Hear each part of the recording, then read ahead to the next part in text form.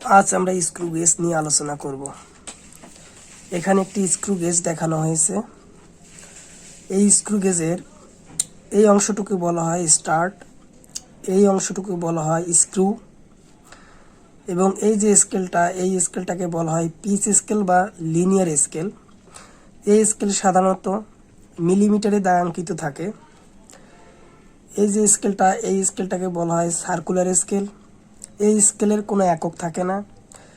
এই স্কেলে সাধারণত 50 থেকে 100টি দাগ থাকে। এই অংশটুকে বলা হয় থিম্বেল, এই অংশটুকে বলা হয় র্যাটেজ।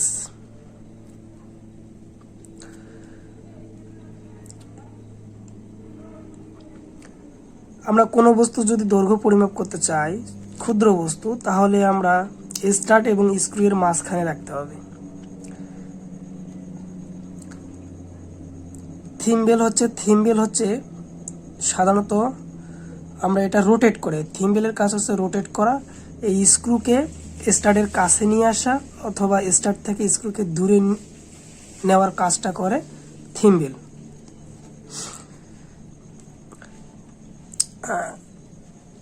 আর র্যাটেজের কাজ হচ্ছে যে এই স্ক্রু এবং স্টার্ট সম্পূর্ণভাবে পুরোপুরি লেগে গেছে কিনা তা র্যাটেজ দ্বারা পরিমাপ করে। র্যাটেজের কাজ হচ্ছে আমরা র্যাটেজকে যখন আমরা ক্লকওয়াইজ ঘোরাবো, অর্থাৎ ঘড়ির কাঁটার দিকে ঘোরাবো, যদি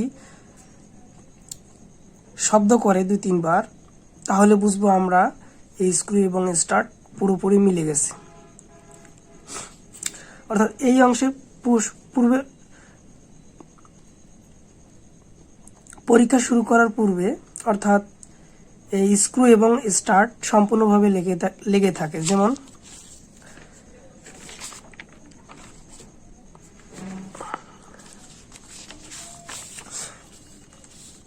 এখানে দেখানো হয়েছে।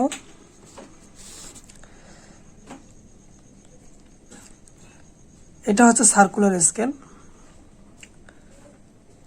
এই অংশটা হচ্ছে ফ্রেম। এখানে স্ক্রু এবং স্টার্ট পুরোপুরি লেগে গেছে। তখন সার্কুলার স্কেল মেইন স্কেলের একদম সম্পূর্ণ উপরে থাকবে। এই লাইনটাকে বলা হয় রেফারেন্স লাইন। অর্থাৎ রেফারেন্স লাইন এবং সার্কুলার স্কেলের শূন্য দাগ যখন বরাবর থাকবে, তখন এটা সম্পূর্ণভাবে মিশে থাকবে, অর্থাৎ কোনো ফাঁক থাকবে না।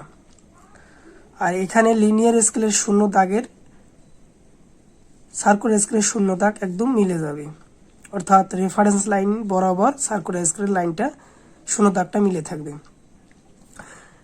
এই স্ক্রু গেজ দ্বারা আমরা কি করতে পারি? স্ক্রু গেজ দ্বারা আমরা করতে পারি, এটি একটি সূক্ষ্ম পরিমাপক যন্ত্র। এটি দ্বারা ক্ষুদ্র দৈর্ঘ্য পরিমাপ করা যায়।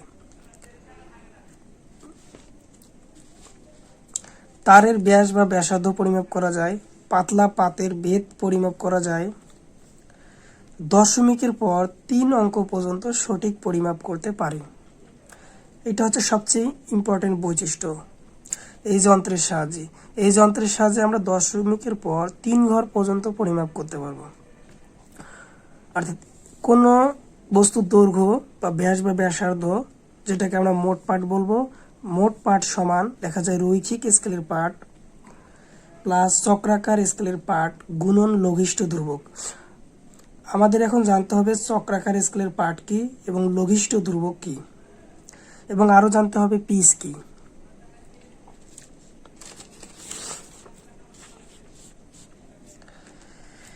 পিচ থিম্বেলের সাহায্যে আমরা সার্কুলার স্কেলটাকে আমরা ঘোরাবো, অর্থাৎ রোটেট করাবো। সাধারণত প্রাথমিক অবস্থায় যখন স্ক্রু এবং স্টার্ট সম্পূর্ণভাবে লেগে থাকবে, তখন থিম্বেলকে যদি আমরা অ্যান্টি ক্লকওয়াইজ অর্থাৎ ঘড়ির কাঁটার বিপরীত দিকে ঘোরাই, তখন সার্কুলার স্কেলটা পিচ স্কেল থেকে দূরে সরে যাবে।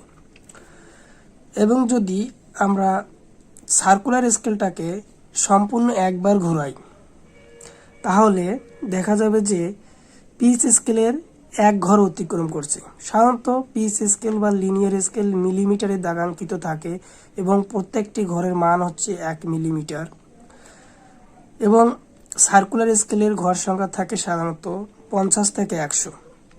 যদি আমরা এক চক্র দিই, অর্থাৎ সার্কুলার স্কেলকে যদি পুরোপুরি একবার ঘোরাই, তাহলে দেখা যাবে যে লিনিয়ার স্কেলের এক ঘর অতিক্রম করছে।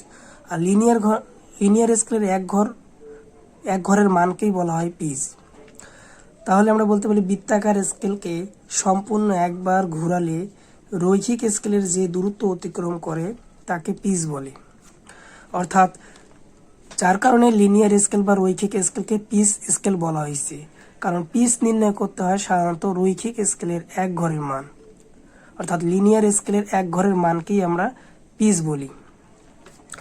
যদি লিনিয়ার স্কেলের মিলিমিটারে দাগাঙ্কিত থাকে তাহলে পিচ হবে 1 মিলিমিটার, ইকুয়াল টু লিখতে পারি 0.1 সেন্টিমিটার।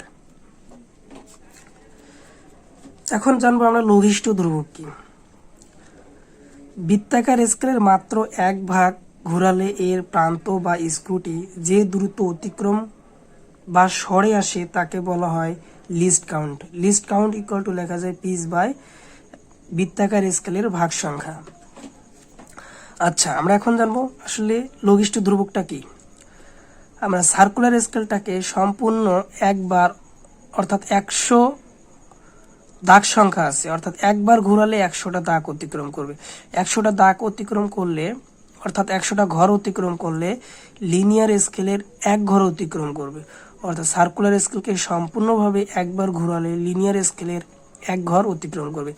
কিন্তু যদি আমরা সার্কুলার স্কেলের এক ভাগ ঘুরাই, অর্থাৎ এতটুকু, অর্থাৎ জাস্ট সামান্য ঘুরাই, অর্থাৎ এক ঘর ঘুরাই, তাহলে লিনিয়ার স্কেলের কতটুকু দূরত্ব অতিক্রম করবে, লিনিয়ার স্কেলের সেই দূরত্বটুকু বলবো আমরা লঘিষ্ঠ ধ্রুবক বা লিস্ট কাউন্ট। তাহলে এজন্য বলা হয়েছে যে বৃত্তাকার স্কেলের মাত্র এক ভাগ ঘুরালে এর প্রান্ত বা স্ক্রুটি যে দূরত্ব অতিক্রম করে বা সরে আসে তাকে বলা হয় লিস্ট কাউন্ট। তাহলে আমরা যদি এটাকে একবার এক ঘর ঘুরাই, অর্থাৎ সামান্য এক ঘর ঘুরাই, তাহলে দেখা যাবে যে কতটুকু দূরত্ব অতিক্রম করে, অর্থাৎ এখান থেকে এতটুকু, যা সামান্য দূরত্ব অতিক্রম, এই সামান্য দূরত্ব অর্থাৎ এখানে এক ঘর ঘুরালে যতটুকু দূরত্ব অতিক্রম করে সেই দূরত্বটুকুই বলতেছি আমরা লিস্ট কাউন্ট। তা least count equal to pitch by বৃত্তাকার স্কেলে ভাগ সংখ্যা লেখা যায়। যেহেতু আমরা জানি যদি বৃত্তাকার স্কেলে দাগ সংখ্যা বা ভাগ সংখ্যা 100 হয়, তাহলে 100 ঘর ধরি বৃত্তাকার স্কেলের n ঘর বা একবার পূর্ণচক্র দিলে পিচ সংখ্যক দূরত্ব অতিক্রম করে। অতএব n ঘর পিচ দূরত্ব অতিক্রম করে। তাহলে এক ঘর সমান কত দূরত্ব অতিক্রম করবে, পিচ বাই n, অর্থাৎ বৃত্তাকার স্কেলের এক ঘর ঘোরালে এত দূরত্ব অতিক্রম করবে। এই এত দূরত্বকেই বলা হয় লিস্ট কাউন্ট। অর্থাৎ লিস্ট কাউন্ট ইকুয়াল টু লেখা যায় পিচ বাই n। n কি? সার্কুলার স্কেল ডিভিশন নাম্বার, অর্থাৎ বৃত্তাকার স্কেলের ভাগ সংখ্যা। n যদি 100 হয় এবং পিচকে আমরা যদি পি দ্বারা প্রকাশ করি, যদি পিচ 0.1 সেন্টিমিটার হয়, তাহলে লিস্ট কাউন্ট আমরা পাবো 0.1 সেন্টিমিটার ভাগ 100 ইকুয়াল টু আমরা লিখতে পারি 0.001 সেন্টিমিটার।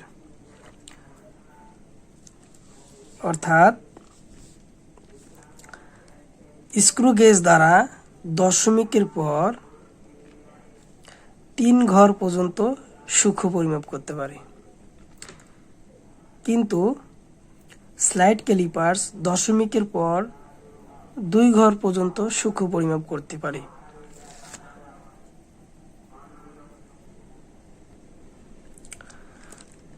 এখন আমরা পার্ট বের করব। মনে করি এখানে একটি গোলক রাখা আছে, স্টার্ট এবং স্ক্রুর মাঝখানে একটি গোলক রাখা আছে। এখন আমরা, অর্থাৎ এর আমরা ব্যাসার্ধ বের করতে চাই অথবা ব্যাস বের করতে চাই। তাহলে যদি আমরা এর ব্যাস বের করতে চাই তাহলে আমাদের জানতে হবে যে রৈখিক স্কেলের পাঠ কত, চক্রাকার স্কেলের পাঠ কত এবং লঘিষ্ঠ ধ্রুবক কত সেটা আমাদের বের করতে হবে। তাহলে আমরা যদি এর মোট পাঠ বের করতে চাই অর্থাৎ ব্যাস বের করতে চাই, মোট পাঠ ইকুয়াল টু লেখা যায় রৈখিক স্কেলের পাঠ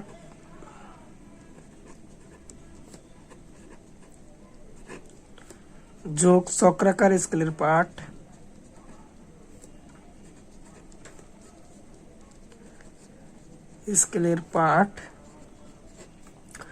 গুণন লঘিষ্ঠ ধ্রুবক অর্থাৎ লিস্ট কাউন্ট। রৈখিক স্কেলের পাঠ হবে কতটুকু, চক্রাকার স্কেলের শূন্য দাগের পূর্ব পর্যন্ত যে লিনিয়ার স্কেলের যে পাঠটুকু পাবো সেটাই হবে রৈখিক স্কেলের পাঠ। মনে করি এখান থেকে যদি 1 মিলিমিটার হয়, 2 millimetre, 3 millimetre, 4 millimetre, 5 millimetre, 6 millimetre, 7 millimetre. 7 millimetre কিছু অংশ আছে যেটা আমরা পরিমাপ করতে পারতেছি না, তাহলে 7 মিলিমিটার হবে রৈখিক স্কেলের পাঠ যোগ চক্রাকার স্কেলের পাঠ। চক্রাকারের স্কেলের পাঠ আমরা দেখব আসলে যে এই যে শূন্য দাগটা যদি অর্থাৎ এই যে রেফারেন্স লাইনের পর থেকে চক্রাকার স্কেলের কোন দাগ মিলে গেছে, অর্থাৎ রেফারেন্স লাইনের সঙ্গে চক্রাকার স্কেলের কোন লাইন মিলে গেছে সেই লাইনটুকুই হবে, সেই লাইনের ভাগ সংখ্যাই হবে সার্কুলার স্কেলের পার্ট।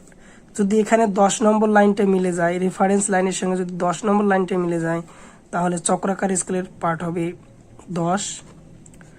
এবং লিস্ট কাউন্ট আমরা পূর্বেই বের করে রাখবো, তখন আমরা লিস্ট কাউন্টটা বসাই দেব। তাহলে এখান থেকে যা পাবো তাই হবে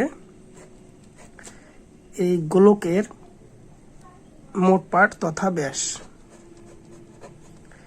এভাবেই আমরা স্ক্রু গেজের সাহায্যে কোনো ক্ষুদ্র গোলক বা বস্তুর ব্যাস বা ব্যাসার্ধ বা দৈর্ঘ্য বা পেরেকের ব্যাস, তারের ব্যাস আমরা সূক্ষ্মভাবে পরিমাপ করতে পারি। অবশ্যই দশমিকের পর 3 ঘর পর্যন্ত আমরা সূক্ষ্ম পরিমাপ করতে পারবো স্ক্রু গেজের সাহায্যে, যা স্লাইড ক্যালিপার্সের সাহায্যে আমরা পারি না।